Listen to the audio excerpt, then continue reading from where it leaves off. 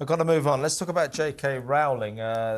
India Willoughby, a trans woman, has reported the author, the Harry Potter author, to the police because JK has allegedly misgendered her and called her him, refers to her as a man, and India Willoughby seems to think this is some sort of crime. The point is that, as I said earlier, I wouldn't misgender someone because I don't want to upset them. If they're a trans woman, that's different to being a woman. They're trans women. I will do the thing. I'll call them she and all of that stuff. But if someone chooses, like JK Rowling, to just say, well, as far as I'm concerned, you're a man, that's not against the law. No, nor should it be. And I do feel that it's very interesting that it is a very prominent woman in JK Rowling who has decided to become vociferous on this and not actually say extreme things, but say things that most people understand to be true, and for that receives so much personal vitriol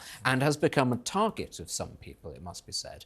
I think it's, I would say, fantastic for JK Rowling that she does this. She doesn't need to. She doesn't need to stick her head above the parapet, but she is a middle-aged woman of a certain background in this country, and she understands through personal life experience and the experience of friends and relatives, actually, that there are certain sacrosanct aspects to women-only spaces. There are good reasons why we have women-only spaces. There are good reasons why we have distinctions and separations when it comes to sex and gender, and that is because men take advantage of women in many circumstances and hurt them. And the fact that a lot of trans people cannot understand that, I think, is rather a big tell. One thing I'd like to add to that, as a woman on International Women's Day. Yeah, that'd be nice to have Alex, let the men speak for you. Yeah, let the men have this conversation.